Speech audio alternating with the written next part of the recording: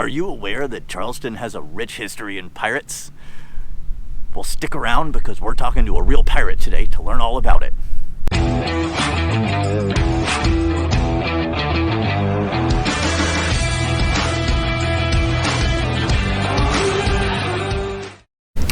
What's up, everybody? It's Bill Olson with the R.A. Wilder Realty here in Charleston, and I'm super excited because today we're talking all about the piratical history of Charleston, and I get to talk to a real live pirate with his parrot Bob. But before we begin, if this is your first time here, don't forget to go down, click that little subscribe button, ring that bell to make sure that you get notified anytime I put out a new video about what it's like to work, live, and play here in Charleston. As you know, I love making these videos for you so you know exactly what it's like, and today is no different. Again, probably my favorite video I've made about what it's like to play here in Charleston. I'm here with Eric and Bob from Charleston Pirate Tours, and we're going to talk a little bit about some of the fun pirate history here in Charleston. So, Eric, how long have you been doing tours about pirate history? Well, I started doing research probably almost 12 years ago and started actually the company, Charleston Pirate Tours. We put it together about 10 years ago. And it's sort of it's grown. I mean, when my first tour I think I did, I might have had an hour and a half worth of material at a stretch. And now I've done so much reading and research and have gotten books and transcripts of documents from England and Jamaica, trial transcripts. I could stretch out for close to 7 hours now and not cover it all. I mean, it is. Don't worry, this video will not be 7 hours, folks. We won't do that to you. So, there's a lot of pirate history here in Charleston. One of the best known pirates in history was Blackbeard. Yep. Who has a history here in Charleston. He's got a huge history here in Charleston. Now, one of the stories that I've heard is he blocked the harbor to come in, and not to really pillage or plunder, but he needed some medication. Yep. What did he need that medication for? Well, his crew, he had 4 ships and approximately 400 men with him at this point. Now, at one point he had as many as 700, but now he sort of downsized his corporation to around 400, and they're trying to get back to North Carolina with probably one of the most valuable cargoes he ever hauled. And it was not silver and gold. It was actually a human cargo. He had 60 Africans he was taking back to be sold, that he had taken from a French slave ship, which he had converted into his flagship, known as Queen Anne's Revenge. Now, so he's trying to get back home, but while they were crossing the Caribbean, obviously the men had made a few ports of call, and as we say, went to a few taverns, kept some company with some young ladies, and had what they referred to in those days as negotiated affections. And they've come back to the ship with what was really a bad case of what they referred to as the pox. Now, the pox is not smallpox. This is pretty much a good generic term for whatever kind of STD you can imagine. In this case, we believe it was syphilis. Okay, so now they're gravely ill, not to the point of dying, but man, they are sick, and they know it, and they know there's no help in North Carolina. Where they headed back to, where he actually had his home base, which is outside of Bath, North Carolina, there's no help up there. That's the wilderness. So one of the pirates he had with him at that point, of course, was Stede Bonnet, the gentleman pirate from Barbados, who will eventually meet his untimely demise here in Charleston a few months later. But he said, I know where you'll find this help that we need, and that was here. So on the 4th of June, 1718, he and these guys blockaded the harbor. They captured half a dozen ships, kidnapped close to 300 people, holding them hostage. Now, one of the ships that they took was a ship named Crowley. Now, Crowley was on his way back to London. There were 2 people on this ship that were very important to Governor Robert Johnson. One of those was Samuel Wragg, a member of the governor's council, and he had his 4-year-old son William with him. So they were part of the people that Blackbeard kidnapped. And so, he told him that if you go to town to the governor's house and told him how to find him, he'll give you what you want. They've got it. So Blackbeard sent 3 men to town. He sent Mr. Marks, the harbor pilot, who was their first hostage. He also sent a man we know as Captain Richards, and then just an anonymous pirate. Don't even know what his name was.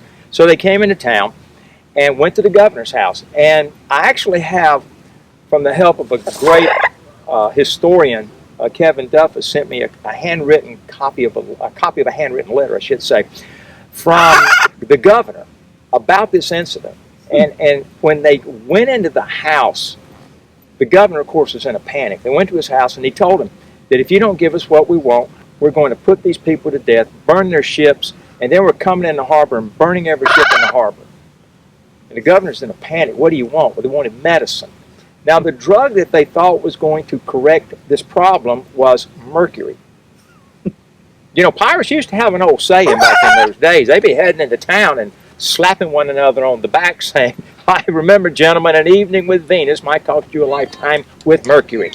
So they rounded up this 400 English pounds worth of mercury, along with a box of urethra syringes. It was self-administered.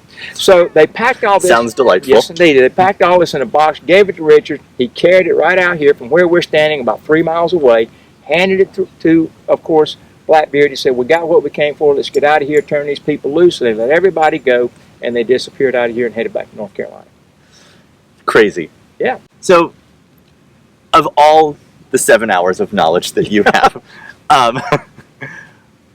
if you had to pick your favorite, craziest pirate history story of Charleston, what would that be?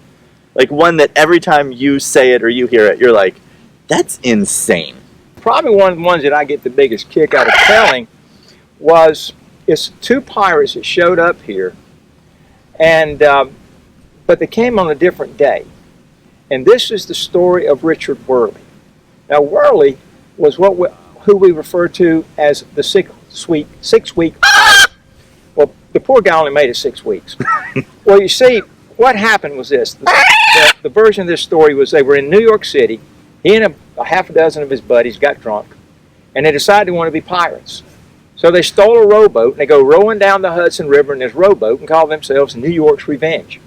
So while they're out there, they actually managed to commandeer this ship. Now, it had a few guns and a handful of guys, and they just said, yeah, we'll go. Let's all go down, and let's be pirates. So down the coast they come, and they're, hitting a few spots. They really wreak some havoc in the Delaware River. But now they're wanting to go to the Caribbean. Well, as they're coming down the coast, they decide we should stop at Charlestown. We can grab a ship at sunrise and take a few things from them to help keep us going. So they pull up out here before sunrise around the early part of November of 1718. Now, the problem was this. A day before this, a pirate ship had shown up out there under the command of Christopher Moody. Now, when Christopher Moody showed up with a couple of ships, Governor Robert Johnson in town heard that they were out there.